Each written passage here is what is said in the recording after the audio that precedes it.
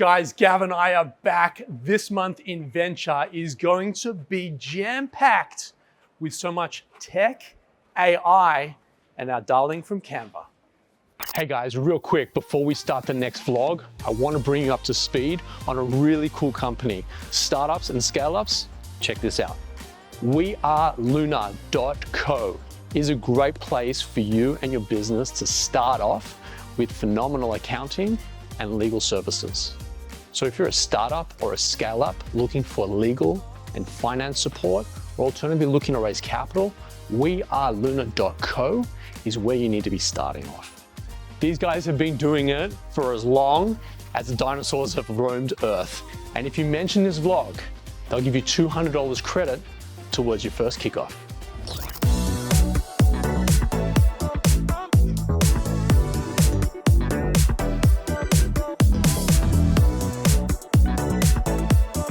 Tell me you have more than 15-minute cast spot today.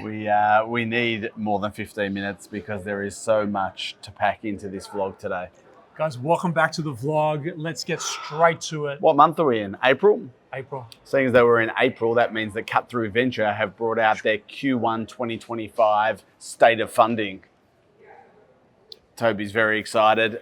Valuation and funding rounds are up, which is exciting. But the VCs are bracing for the disruption that's happening in the US with Trump and his tariffs. I'm clenching as well, actually. Now, there was nearly $1 billion of capital deployed into startups in Q1 across 100 deals. Tech boom. That's exciting. Tech I don't boom. think we're yet out of it, but we are definitely, it's the strongest quarter since 2022. Yes. So we're on our way out. We are. Yep. We are.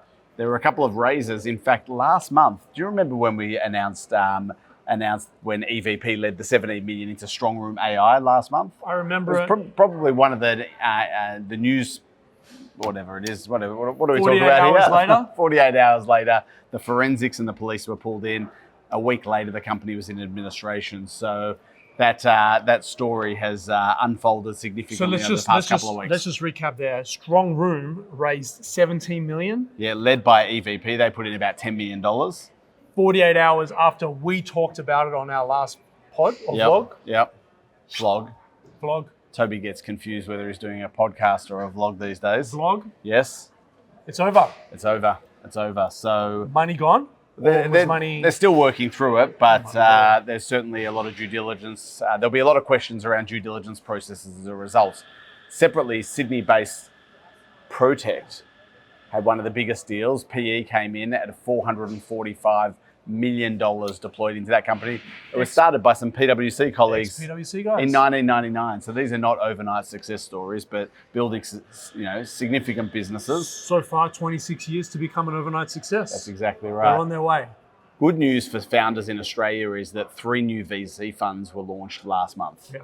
So one was Athletic Ventures, which was backed by over 100 sporting greats. Are you involved in that? I'm not. You're a bit of a sporting great. I wouldn't say great, but I'm a sporting enthusiast. Sporting enthusiast. If Athletic Ventures want to get in touch with me in the DMs below, I might have an opportunity. There you go. $25 million for their fund. It started off as a syndicate 5 years ago. Yeah. Next up, Airbus and Qantas have backed a new VC climate tech fund called Climate Tech Partners. The founders or the general partners of this particular fund previously ran Investable's Climate Tech Fund of $35 million.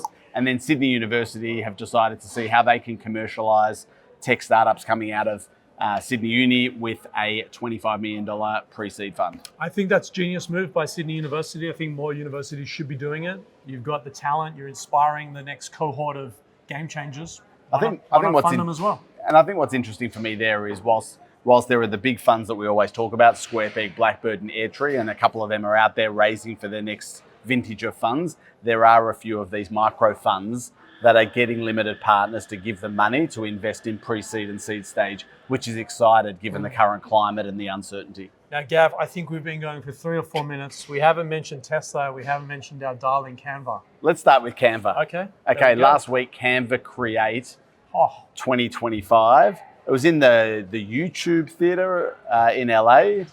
I actually watched it last night. It was fantastic. Incredible. It was world class. Last year we covered their their little song or jingle. Yeah, their jingle. None bad this year. So this time it was read the Mel, room well. Cliff and Cam were up on stage in front of a full packed auditorium. They released their new AI. They released what did they release? They released Canva Sheets, Yes. which is another step towards Microsoft and Google and Excel and Google Slides and Google Sheets, and it's hectic out there. So you think they're going after the Microsoft ecosystem? Well, they're slowly going. I mean, they've done out PowerPoint, they've done Docs, they've done Sheets now, so it's certainly getting interesting out there. It was their biggest launch ever. They call it Visual Suite 2.0. I like it. So You know what I did on the weekend though? I actually watched the Canva story. The Canva story. What's Canva story? It was on their their upcoming. Yeah, so actually, while we're on the topic of Canva, before we move on, Luke Ania, who's I think he's now chairman of Safety Culture. He was the CEO. He is the founder. He's also a producer, and he produced a documentary on Canva's story. So we'll put a link down in the comments below. But I watched that as well. I was like, there's a Canva fest at my house last night, but I watched that, and it was fantastic. It takes you back to the very beginnings. But let's go AI. So the big news over the past month is that Elon Musk, who managed... Elon Musk, who has a whole range of businesses day to day outside of his Doge stuff he does in the government, has XAI, which is his artificial intelligence response to OpenAI, and he's got X, which he bought for $44 billion. Last month, or in the past couple of weeks, he merged those two entities together. So XAI now owns X, valued at $80 billion and $32 billion, respectively. Brilliant. In the same week, OpenAI closed the largest tech funding round ever. $40 billion at I don't even know, these numbers are bloody everywhere. $40 billion at a valuation of $300 billion US.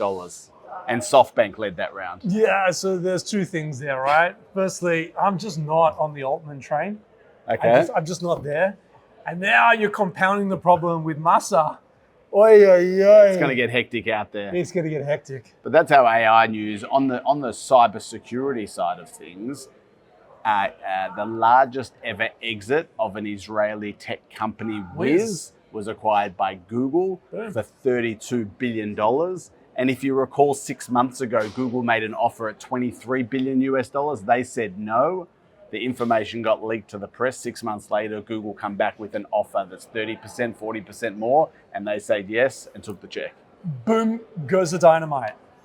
You told me before when we were going through this that Stripe we've spoken about. We love Stripe. Yeah, I think we've spoken about Stripe the last 3 episodes. We love Stripe, but the news that we've got to share today is that Stripe CEO, one of the brothers, Patrick Collison, announced in one of, I don't know wherever I read it, but he said that he ensures his top leaders speak to customers at least twice a month. Get in front of the customers, learn direct from the customers, hear what they've got to say. Pat, come at me, man. We're one of your customers. There you go. So come speak to Toby if you're watching.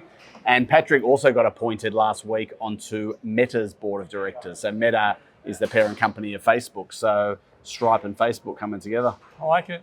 And then lastly, this morning, our mate Elon pushed out a post about Teslas coming off the production line and parking themselves in the collection bays to then be shipped to... How many miles do you think these autonomous cars have done from the production line to the car park across California and Texas in the US? 50,000 autonomous, full self-driving, unsupervised. 50,000 miles. It's the future. Oh, but there was a tweet this morning, which was probably yesterday. They call it a post these days, by the way. Was it a post? Yeah. Sorry, an X. That the car is going to come off the production line and go straight to your house. He said this year. So stay tuned. Watch this space. We'll report it when it happens. Thanks, guys. That's it. That's See a you wrap. later. Cheers. Bye. Bye.